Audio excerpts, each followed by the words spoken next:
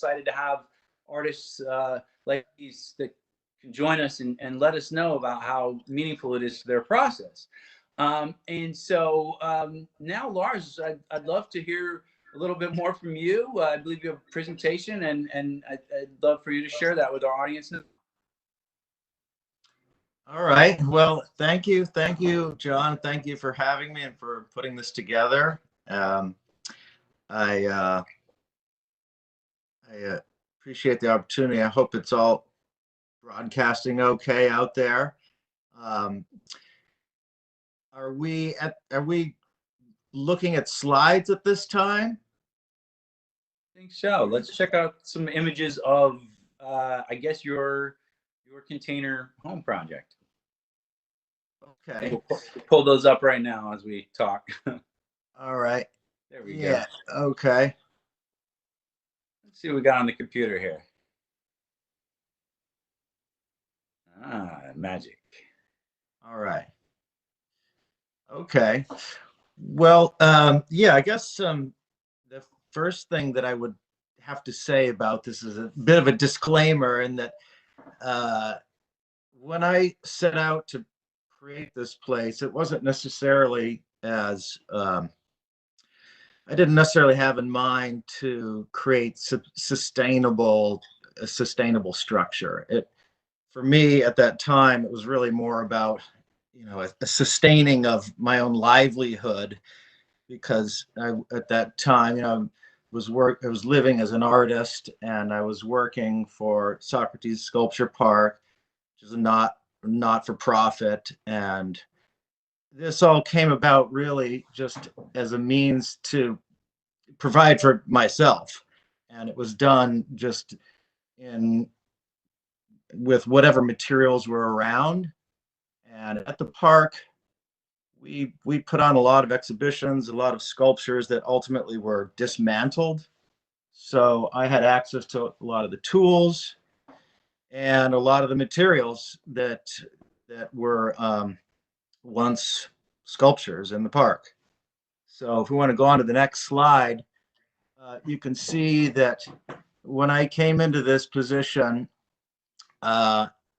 what I was provided with was this one shipping container, and it served as a field office. So perpendicular to that, you can see another container, and that was a tool shed essentially.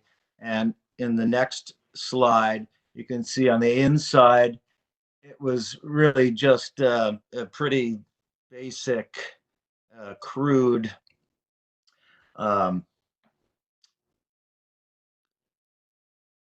field office, really just for my own personal tools and a desk. There wasn't really much to it. These containers they're 20 feet long, they're 8 feet wide, not much more than a metal box. Are we seeing the next slide?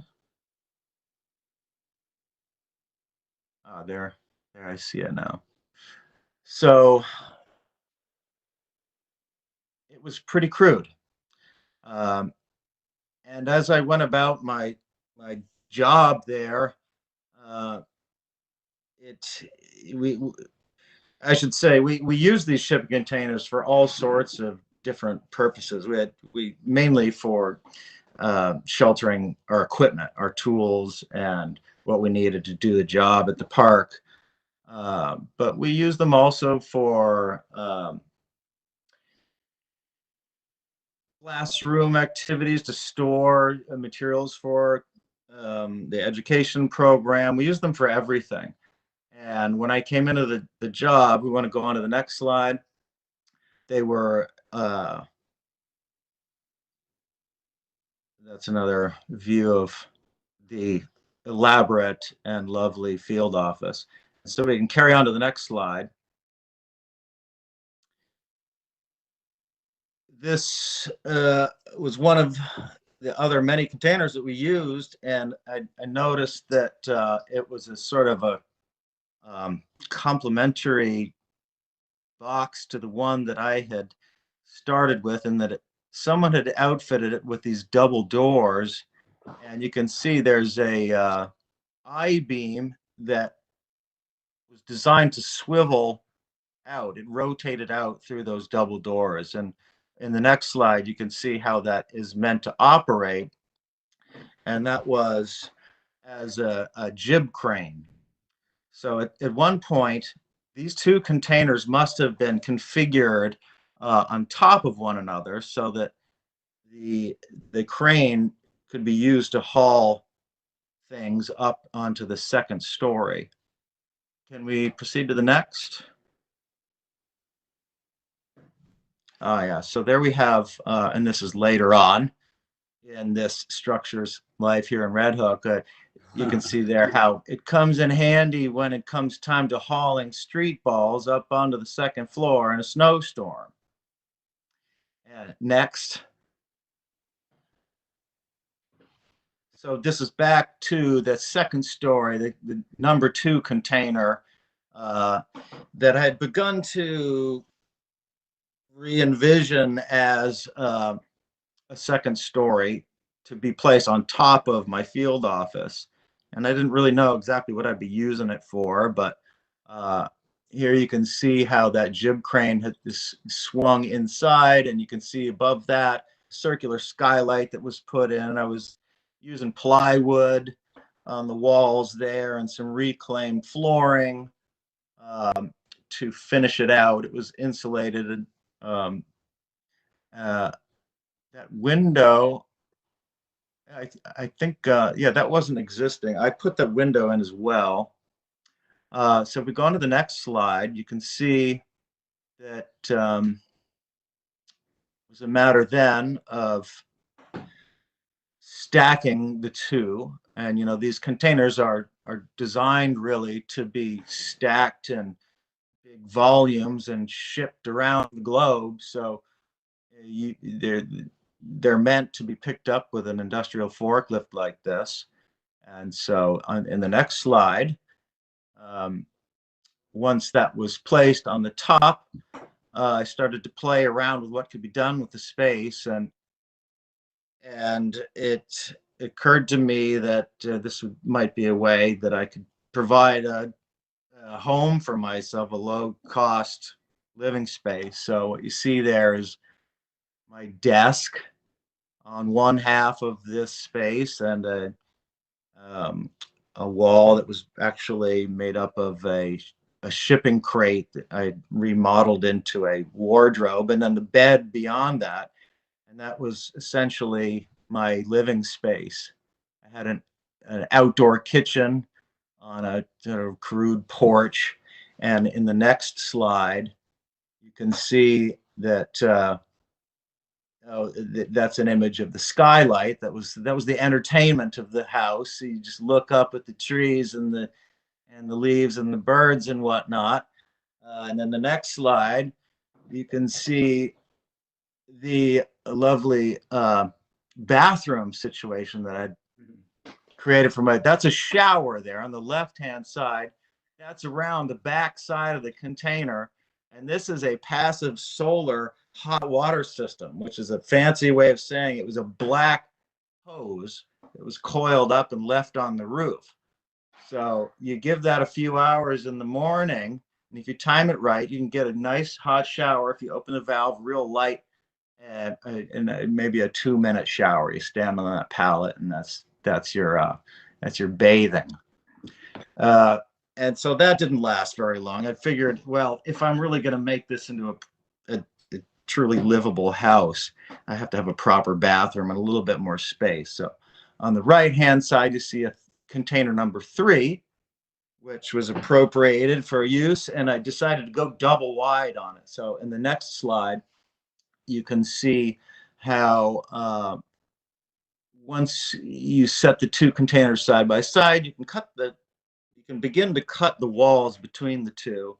And this is an image of the divisions that were starting to go into place between to divvy up that space. And you can see on the left the beginnings of a bathroom, and on the right-hand side the first beginnings of the stair treads, which were a staircase to lead to the second floor. So in the next slide, you can see how there's the finished staircase, and that was accomplished by welded steel supports to a vertical column.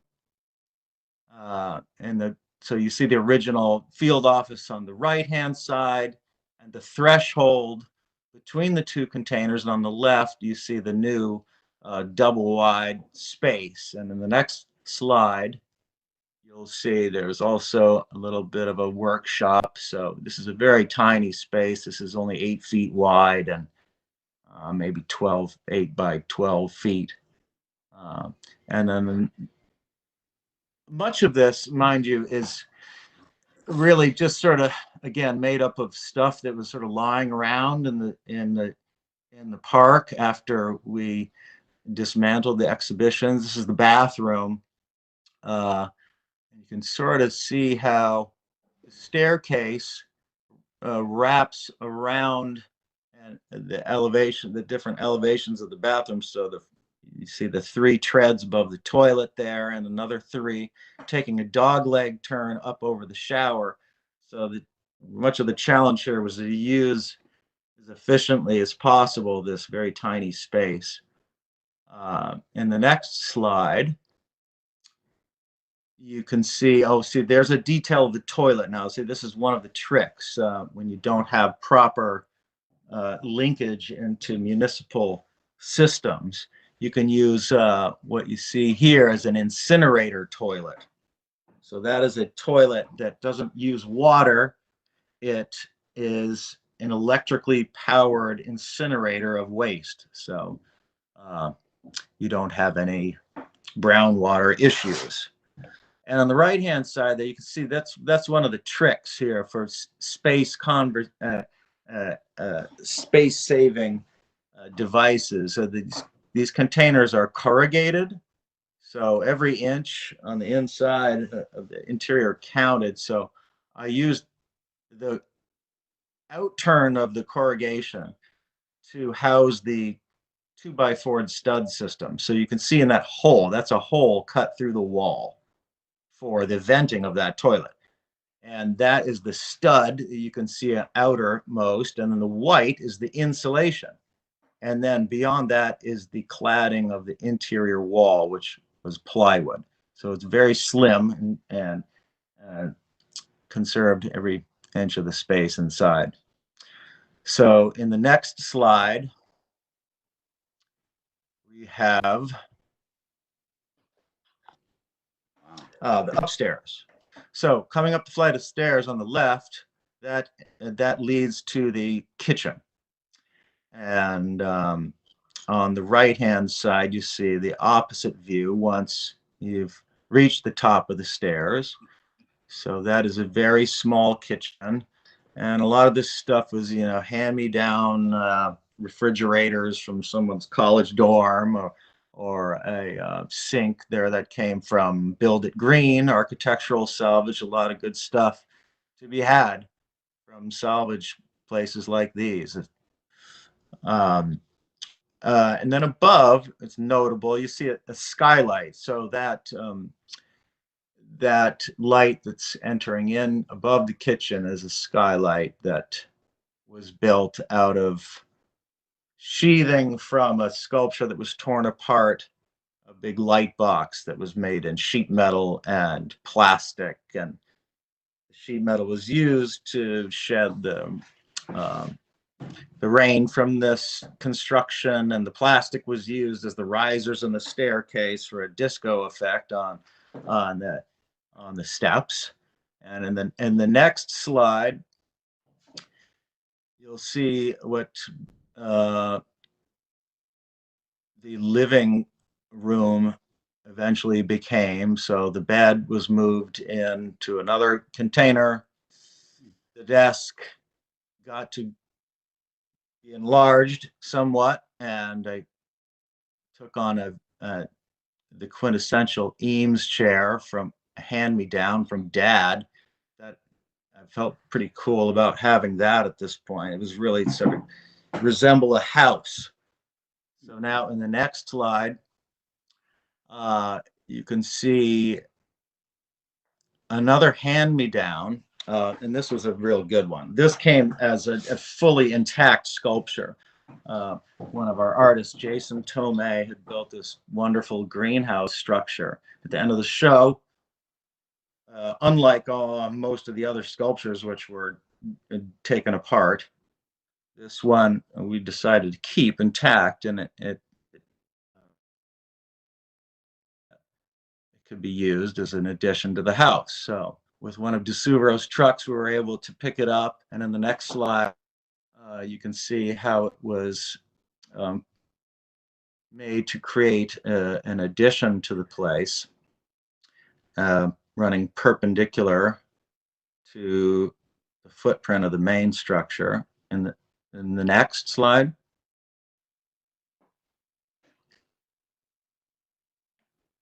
There we have it. Okay, so now we have we've got 2 stories, and it's been footprint. We have this dandy new solarium, and you can see that that was a bit ill-timed, in that just 2 days after we set that thing up there, that was really just constructed of floors and plexiglass.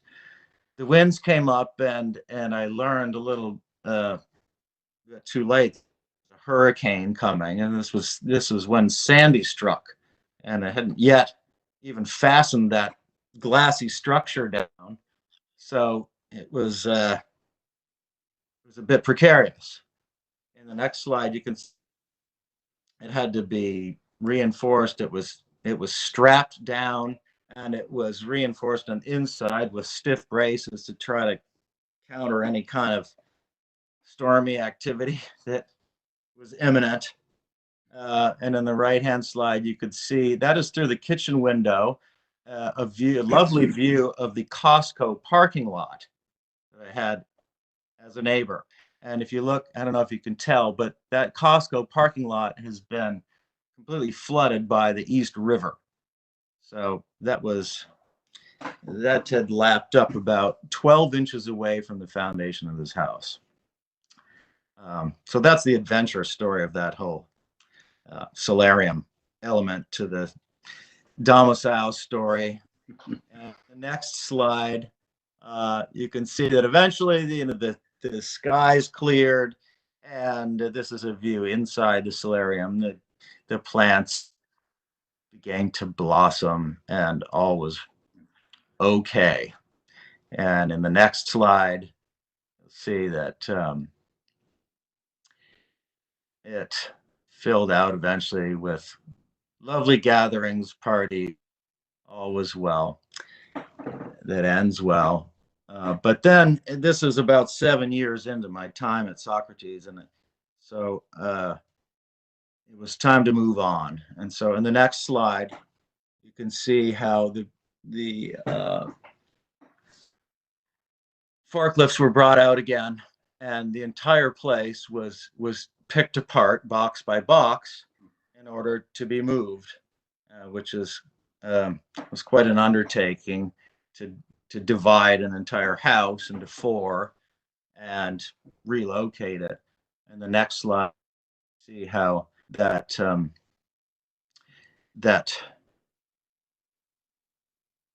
this is what it looks like to cut your house in half. It became a bit of a task to strap down all the belongings. Imagine taking your entire kitchen, all the contents of your cupboards, and then putting them onto a truck like this and moving them into another New York City borough. It was a task, and it was bound for Red Hook. So in the last few slides here, in the next slide, you can see that I found a lovely lot to move into. This is a beauty of a spot. It had a bunch of junked boats and burned out cars. It had this fine tractor in it.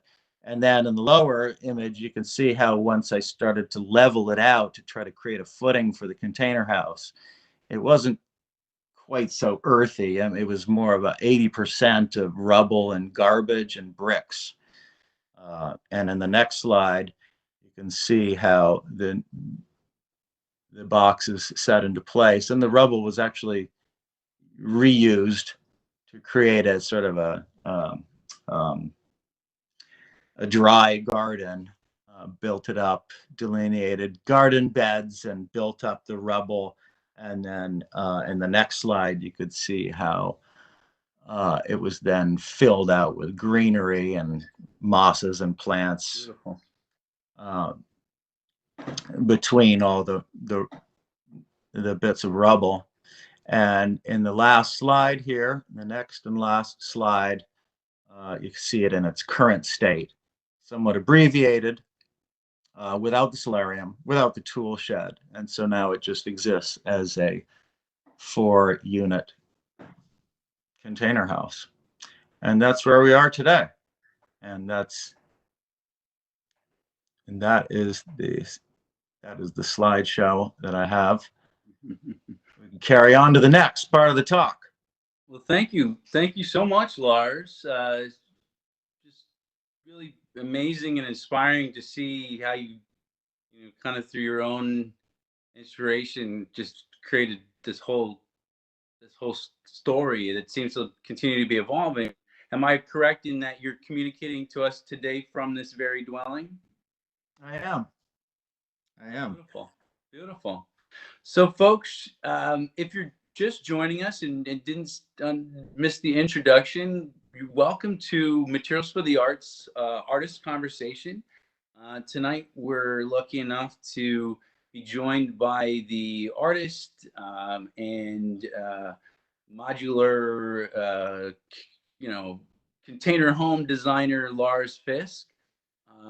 And you've just seen his presentation about the work that he's done with reusing some of these amazing elements. We're also tonight so enthusiastic to be joined by Michael Arad, who is indeed the architect of the World Trade Center Memorial. And tonight, Michael is going to ask some questions to Lars to Michael, a conversation. Both have a lot, I'm sure, to say. So before we start that conversation, I just want to remind everyone that Materials for the Arts is this amazing place in New York City where we collect leftover materials from around the city, and then we donate those materials to artists and inspire schools and community centers to reuse materials to make art more possible in their lives. And we're so thankful to have you here tonight. So I'd like to just show you a few images of the work of Michael Arad before he gets started here. So I hope you're all familiar with the amazing World Trade Center Memorial. We were lucky enough to meet Michael through Harriet Taub, our executive director. And he's telling the story about how he was actually working at the city's department, the Housing Authority, when he designed the memorial. And so as a city agency, we were excited to hear about that and just amazed that he was designing such amazing work as a young architect. He went on to win the 2006 Young Architects Award amongst many other honors. He continued to design amazing work, including went on to design the 2017 memorial for the victims of the Mother Emanuel Church Massacre in Charleston. And so one of the other amazing things that I always like to emphasize about Michael, and something he was talking to us about earlier, is his love of green roofs and projects that he's done involving those with schools. And I don't want to give up too much away. So Michael, welcome. And thank you so much for coming. And we'd love to have you ask Lars some questions and have a conversation here today. Thank you, John. It's a pleasure being here and helping to draw some attention to Materials for the Arts. It's such a great organization. I'm happy to be here. Lars, I had a question for you about that window. I was hanging art up here at our place recently and sort of laboring about, should I go here, should I go there? And I would never think about actually going out and buying a window and then trying to figure out exactly where on the wall to put the window. But it seems like when you're putting that window in, how do you pick Do you sort of sit in the room and, oh yeah, right about there, let's put that? Well,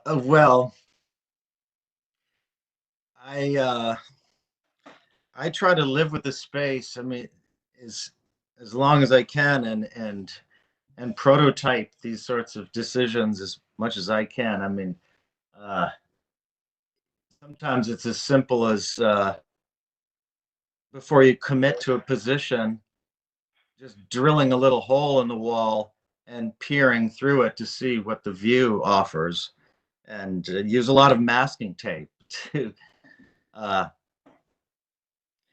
to just preview these things before coming out with the acetylene torches. You know, it's interesting because as an architect, usually when you're, it's a drawing. It's entirely sort of before, and here it's sort of the opposite of that. It comes after you're already within the space, and then making that change to it. So to me, that there was something really interesting about that reversal. When you're looking at art that was going up at Socrates, and were there moments where like, oh yeah, I can't wait for that to come down, I have a plan for it? Or how did that work out? Well, yeah, it was certainly, I mean, unfortunately, so much of that work ended up in the dumpster. Um, and so, yeah, it was a glorious day when the gates closed and I was able to dive to the dumpster and drag whatever it was out there and make use of it. Like that skylight over the kitchen? Yeah, yeah. Well, the good score from that was the Lexan that came out of a big light box. It was a big sheet of plastic, and that stuff is great. You can saw it up and rebuild with that. It's not like acrylic, which shatters. It's very friendly for reuse. There seem to be a few sort of very luxurious touches in some of these, like that round skylight and um, the first box. You're now on 4, right? Yeah. Yeah, that was another dumpster dive. It was a nice thick piece of acrylic. I think it's acrylic, but it's like an inch. It's like an inch thick. So um, it's held up for all these years. Yeah. And it's, you know, it's interesting that sharp contrast between the outside, which has that very sort of, it is an industrial object, right? It's a shipping container. And then these touches which completely transform it, like that round skylight, like the curtains which are right behind you. They sort of seem to challenge ideas of domesticity by kind of actually embracing some of them and putting them in a completely different context. Am I overanalyzing that, or do you see it that way too? Well, no. I mean, that's one of the tricks of living in a metal box, to try to get a little warmer and more friendly to actually reside inside of. And I think the other big difference between working the way I did here and the way that you perhaps do is that it's sort of subtractive. You know, when you start with a metal box, it's and you had asked about the windows. You know, you start with a solid, and then you create these piercings and these cuts and these alterations that only take away from it, essentially. Uh, and so, yeah, to put in skylights, windows, and soft materials are all an endeavor to soften it and make it more livable. Architects are often accused of creating sort of hard, unlivable environments, and you almost set yourself up with a challenge of starting at that end of the spectrum and kind of sliding back in another direction. Yeah.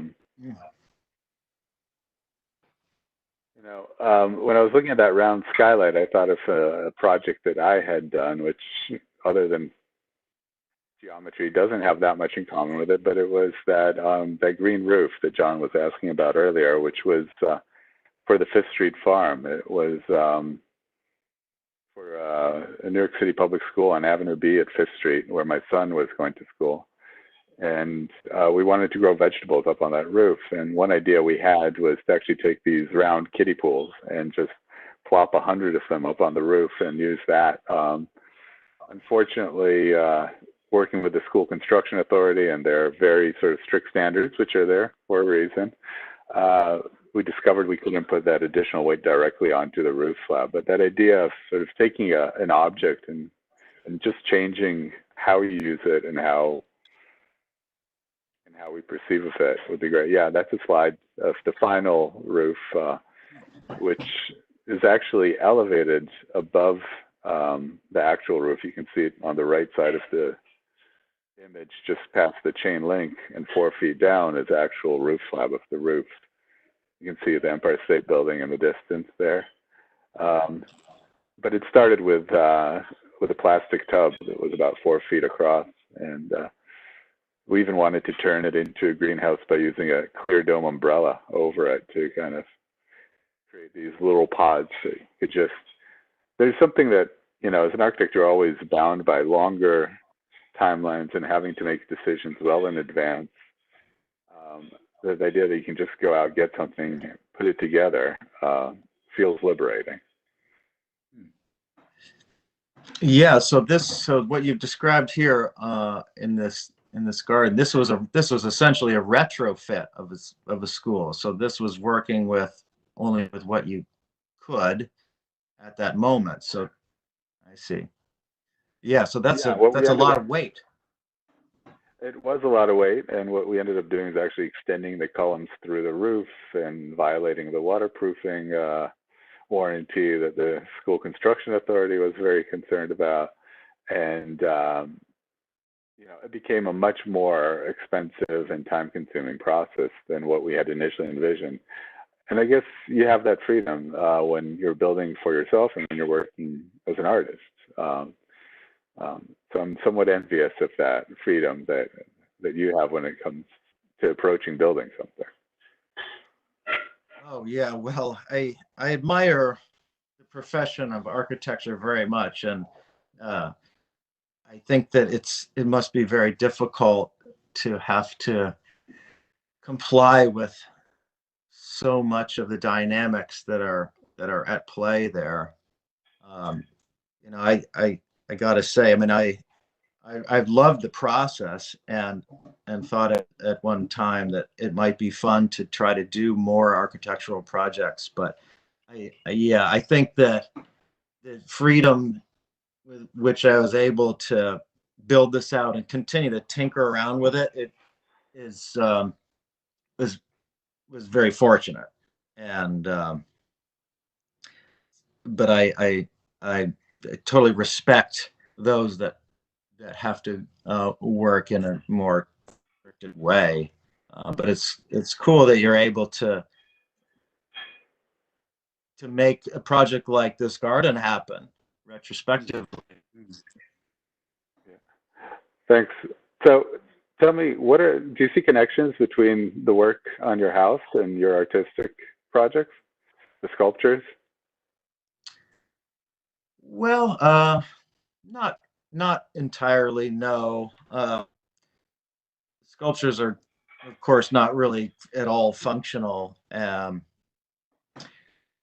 whereas a house or architecture of any kind really is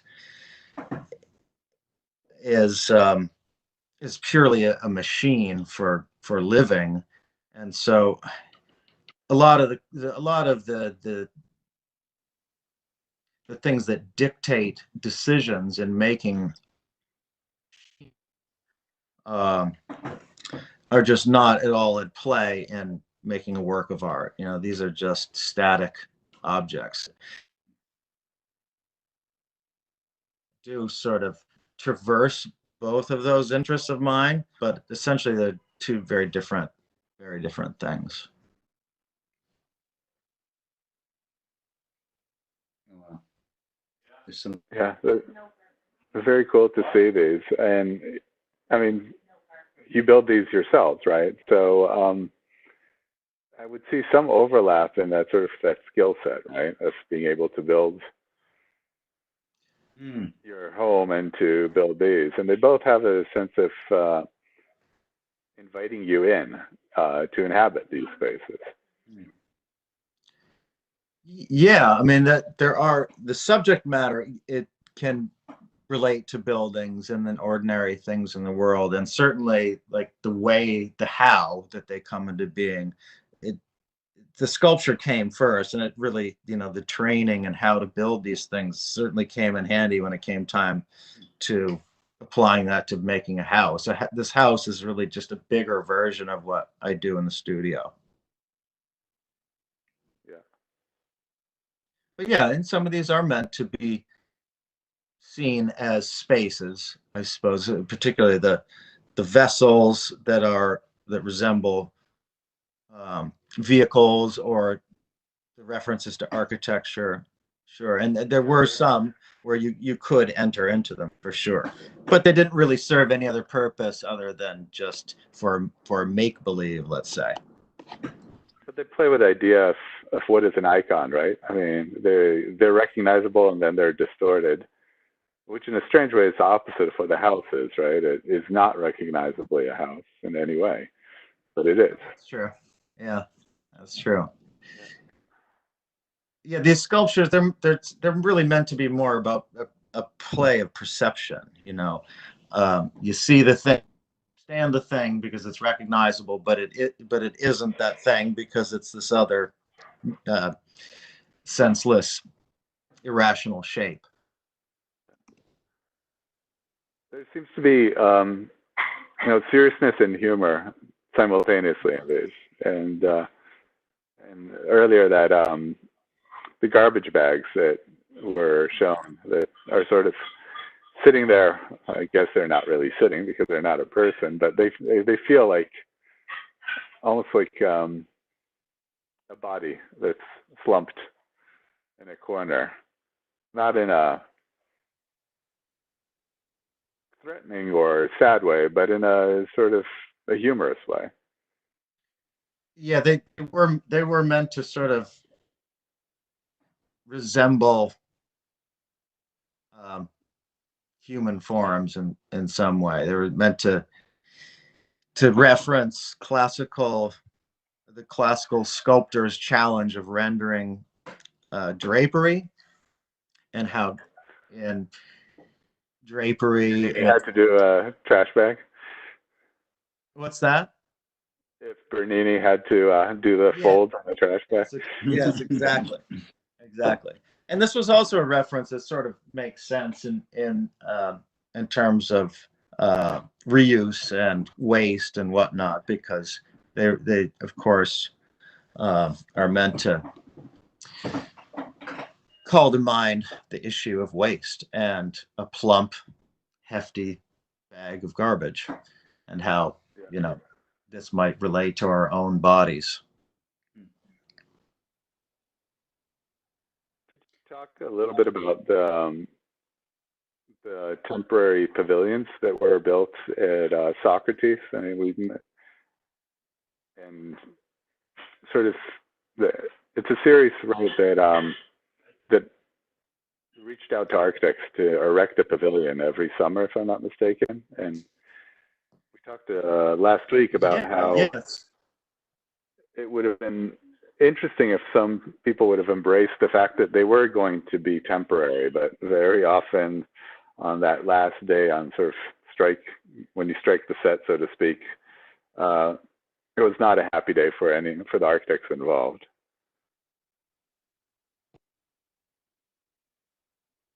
Yes, it's a predicament of these sculpture park, and it's a good and maybe not so good quality, that much of these projects end up being temporary. And I think that program is a part of Socrates' programming to invite architects in to create these projects. it's a great thing, but also, yes, a bit sad that they don't necessarily live on forever. Well, one of them is there, right, as your solarium. What happened to the solarium after the move, actually? Oh, well, it's actually this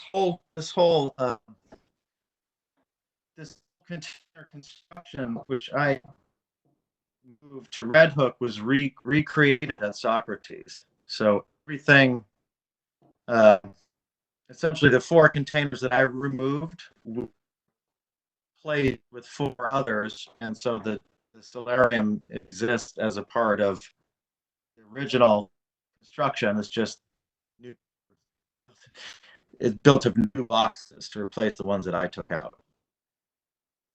So it's the same exterior, different interior. It's almost like a software update for the building.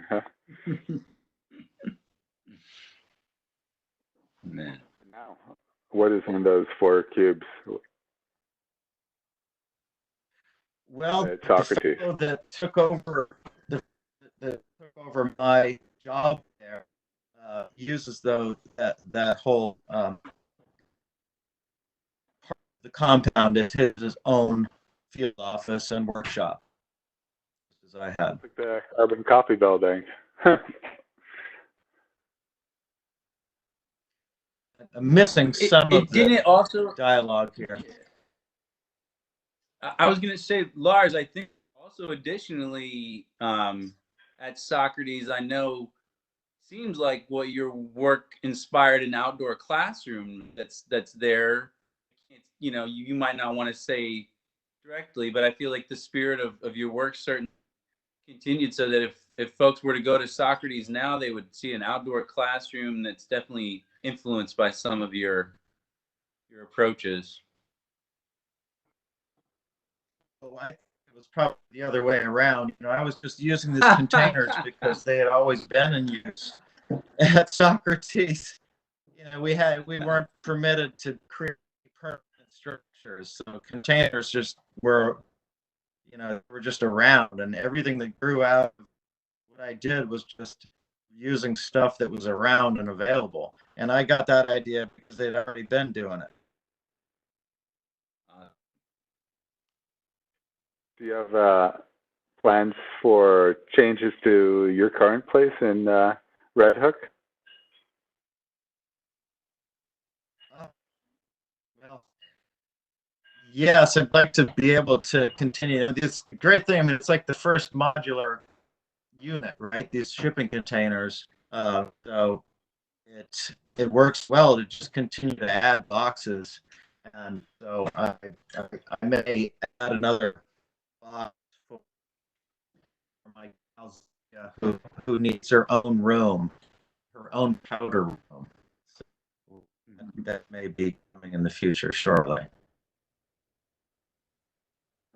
Cool. It's almost like our version of a barn raising. Yes. Yeah, very similar. The village. You guys and whoever's listening to come over and help me lift up the box and put it on the other box.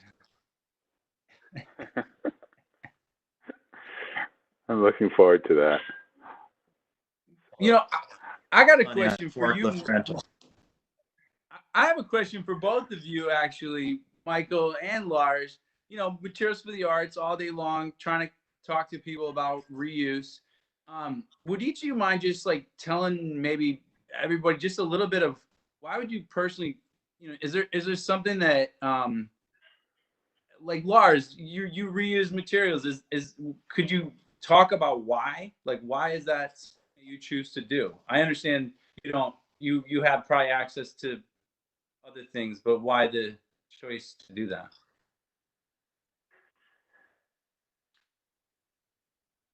Well, like I said, at that time in my life, this was 10 years ago that I began with construction. It was really out of necessity. I fully believe in the importance of material reuse. I think it's absurd how disposable a lot of our products and even our buildings have become. So it just as a general notion, I'm all for it. And in the work in sculpture, it's often just raw materials that I work with. So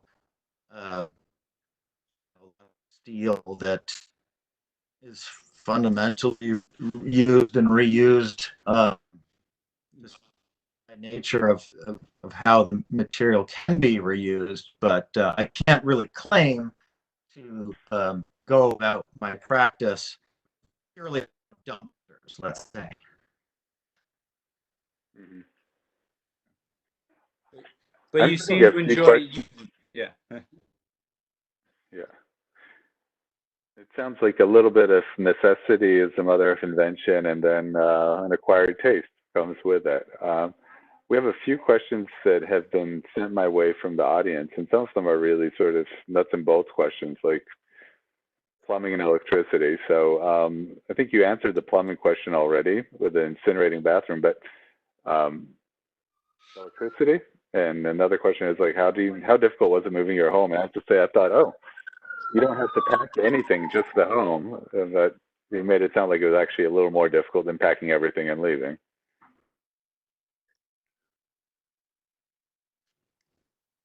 Well, the hardest part about the move was making sure all the china and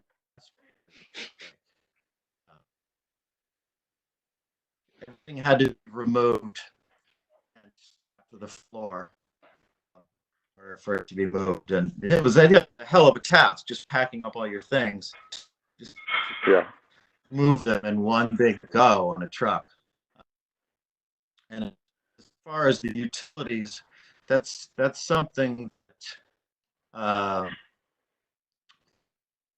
was a challenge for me because this place has never really been supported by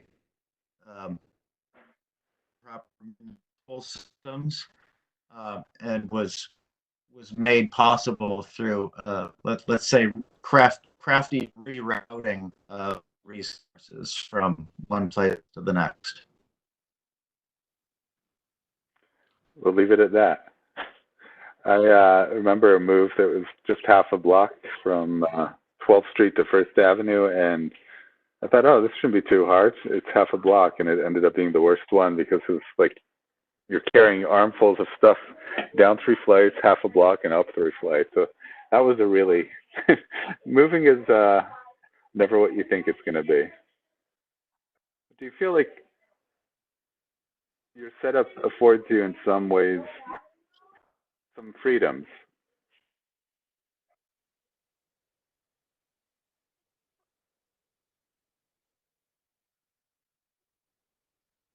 I don't know if my question came. Sorry. I'm having about the freedom involved in living in what is for many people an unconventional setup.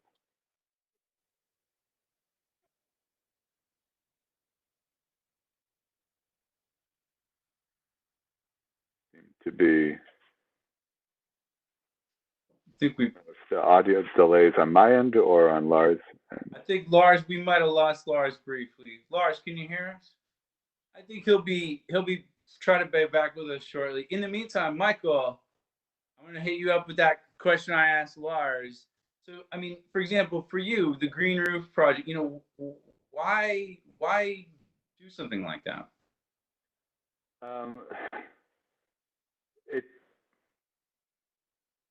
Because it should be done, for starters. It seemed like such an obvious thing to do. And it was something that people, in particular at the Earth School and the East Village, had been talking about for years and really wanted to do. It was something that the student body, the teachers, the parents were all very excited and eager to do and had been exploring for years, but it kept hitting the hurdles of how do you technically pull this off?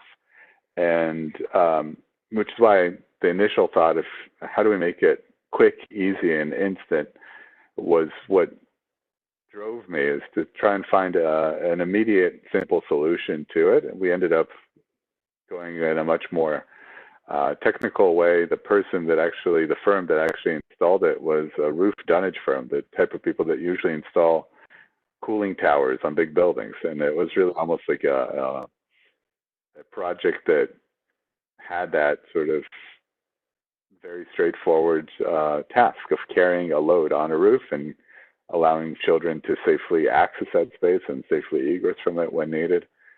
But people were excited about the possibility of growing food up there, the kids learning through that process, harvesting, cooking, and eating. And that full cycle actually happens at that school. I think the school had to register with the New York State Farm Authority or Bureau to allow for that food to be harvested and then washed and prepped and cooked and given out to students in the cafeteria within the same building.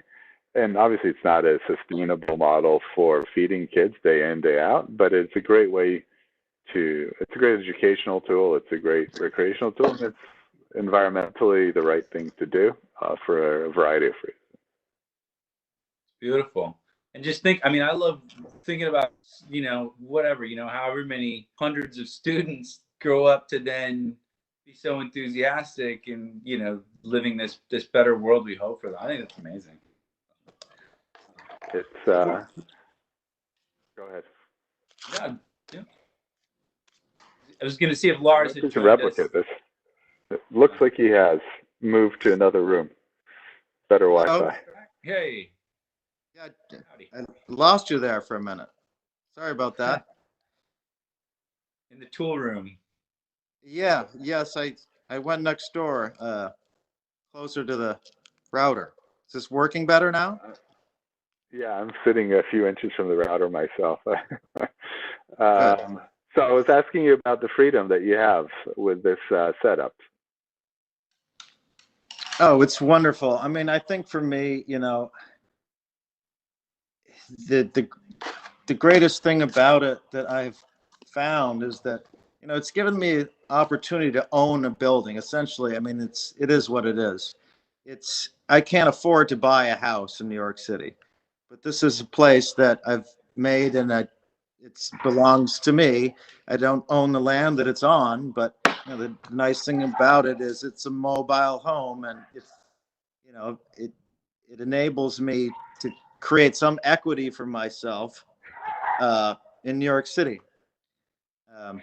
So I guess that's the greatest advantage that I can see at this time in life. Do you see any possibility for other people to do what you have done, or do you think you're sort of in a unique situation and what works for you might not work for others? No, I think it's entirely possible for this to be a model for others. It's not necessarily that difficult to stack a container box on another. You can hire somebody to do it. They don't even need to be stacked. You can buy them very inexpensively and have them delivered by a tilt bed tow truck and dropped on to any level surface. And the good part about beginning with this unit is that it's already a sound structural box, and you can then make of it what you will by adding or subtracting without having really the too many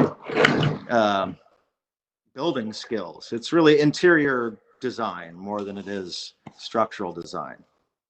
Have you seen other people that have been inspired by what you've done, that have come into Socrates, seen your house, and have followed up with you?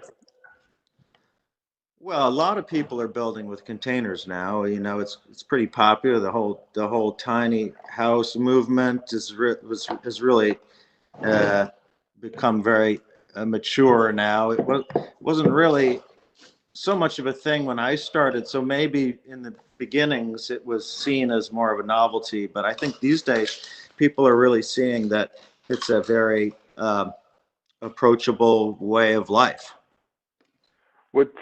What I like about your house is how it is a reflection of you in many ways. I've seen other container houses, and they they lack that individuality. And I think that slow process of addition and building it up over time has resulted in something that's very unique and it does not feel planned in the way that an architect would approach it from the beginning and try to have the whole thing sort of, starting with almost like a tabula rasa. I think you have given the process the opportunity to inform it and yourself. Well, yeah, I mean, like we were saying before, I think it was such a different process in that, it just sort of grows, and it's something, and then subtractively you create divisions within the space and openings and windows and doorways, and that sort of subtractive approach is what made it different. And maybe was part of the process. Maybe a pattern language was a book that when I started this project, I was reading a lot about the design build movement and how these dudes back in the 70s were just kind of dragging driftwood out of the ocean and starting these very crude huts. Or in garden design, you put a puncture through the wall to create the view that exists beyond that. You feel it out. You put a piece of paper up where you think you might want to have a wall, and then you live with that for a month, and you live with it for another month, and you feel which way the wind blows and how the sun comes up and hits this angle, or may offer this view by cutting a hole there. So you live with it and you work with it over time. Mm-hmm. It's not like a start with a piece of paper or on a computer kind of process. Okay, I have a question here from Harriet Taub, asking if we could see this as something that could be rolled out to provide housing for people who do not have homes. Absolutely, and I think that's exactly what you were just saying, Lars. And I guess the question then is, how does that go from an individual home to a community, to a series of people living together, to a sense of neighborhood or town even? And those are questions that I think, I don't have a ready answer for, but I don't think there's anything inherent about a container home that would put it in a different place than any other type of home when it comes to creating a relationship between a series of them. I haven't seen that yet, though. Well, certainly the portability of these things, these containers, would lend itself to makeshift communities or emergency shelters, as they have been employed to do. Drop them in on a moment's notice for whatever need like that might come up. So on that note, there's another question here asking you, how easy was it to find land? Oh, well, it's not easy in this town, as anyone that's ever tried.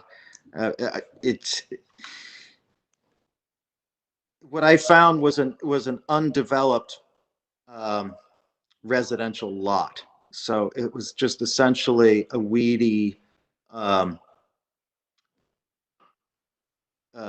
building lot that had not yet been developed. And it just takes a lot of nosing around, peeking through these fences, and asking around. It's not exactly something you find in listings, in other words. And did you know you wanted to be in Red Hook and that you were focusing your search there, or were you casting a wide net all over the city? Oh, I definitely did seek out a place in Red Hook, mainly because I knew these sorts of lots exist in neighborhoods like this that are in the outskirts or on the fringes. So yes, the the current state of development in this neighborhood is what led me here. Yeah. Compared to most New Yorkers, you have a ton of space, don't you? Well, yeah. I mean, for a renter, yeah, because I have a whole building lot. Yeah. Yeah. And is your studio on your building lot, or do you work, you assemble your sculptures elsewhere? Well, the studio's actually on the same block. It's in a separate building, but it's just 2 doors down from the rental lot. So, but it's all conveniently on the same block. It's a good commute. Yeah. Okay. John, do you have any questions you want to share with us? Oh man, I I guess the question is just, what's next? I got a million ideas. I think people are probably thinking about, building their own container home right now, listening to this, getting fired up. Whether, honestly, I see such an inspiration for me just in these possibilities, seeing this possibilities of looking at spaces in new ways, retrofitting spaces, using these materials, and kind of a peek into possibilities to come. And Lars, I'm completely fired up about a lot of what you were describing about kind of movements and using materials and responding materials and design and feeling that space. It's very inspiring. We at Materials for the Arts, get so many materials, and we see them as almost kind of inspiration machines to give people ideas. And we're just enthusiastic to be able to chat with folks like yourselves. So, we're just excited to see what's to come. Folks are going to be able to check this video out online where we recorded this. But I think I just wanted to make sure, I think we may have cut it off at the beginning. So just make sure everyone gets a chance to see the current exhibit that we have at Materials for the Arts right now, Contemporary Use 2020. I think we're just going to end the evening here with a little walk through the show with my colleague, Omar Oliveira. But before we leave, I just want to thank both of you. Thank you, Michael Arad, and thank you, Lars Fisk. We really appreciate your work. We're inspired and looking forward to talking in the future. So Omar, if you could just take us for a walk. Yeah, thank you guys. Thank you so much. Thanks to you all. Appreciate it. Thank you. Again, thank you, Michael. Thank you, Lars. Thank you, John, for the evening. And yeah, just to kind of cap it all off, Lars Fisk is one of the artists in our current exhibition at Materials for the Arts Gallery. We mentioned it earlier. Materials for the Arts is part of this larger community who try to reuse materials. As Lars spoke often, he had his original piece in Socrates Sculpture Park, and our deputy director, Tara Sansoni, used to be the program director at Socrates. So that's where that connection happened. And she got us in connection with Lars, and he was willing to submit this amazing piece for our show. And just to continue this theme of connections in communities, another artist in the show is TJ Muhammad. And he is originally from Ghana, but he currently works and lives in New York City. And he is our current artist in residence. He was artist in residence at the Children's Museum in Manhattan when John and I met him, and we really just loved the work that he was doing. And so right now, Materials for the Arts, we have our warehouse, but we also have a gallery, a studio, an artist in residence program, and there's always some exhibition hanging in the gallery. So soon, TJ will have his chance, once his residency's up, to have his own solo show. That's going to be very exciting. Our previous artist in residence, Howard Lerner, was also one of the participants in the exhibition. Howard Lerner has been a Greenpoint-based artist for many, many years.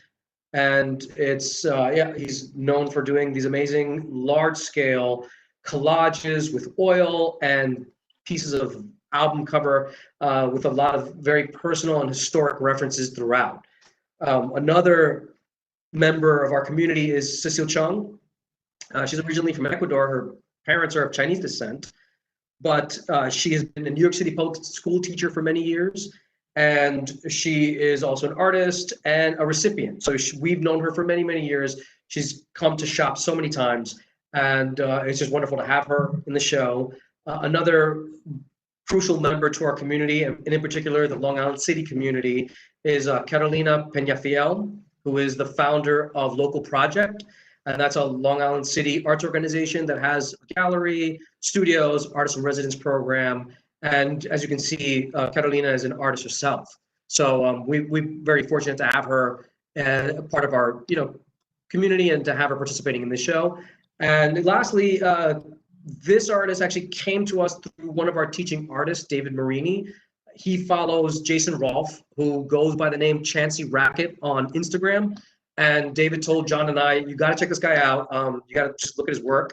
He does, among a lot of other things, he makes these paintings from paint racks that he uses to mop up, the mess or the excess paint in other paintings. And then once it hardens and it dries, it becomes this canvas for him to create these very elaborate and very colorful paintings.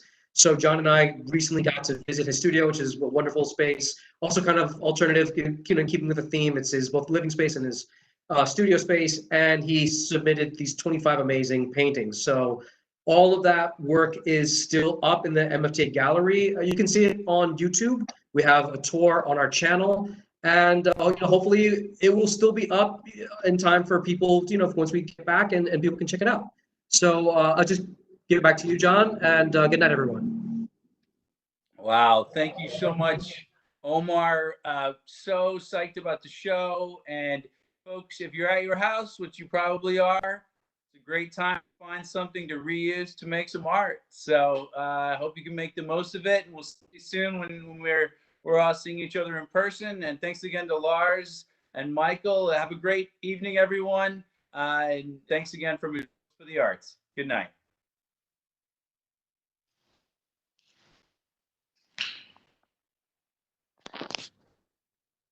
Okay. Thank you, guys. I'm not sure if we're off the air yet, folks.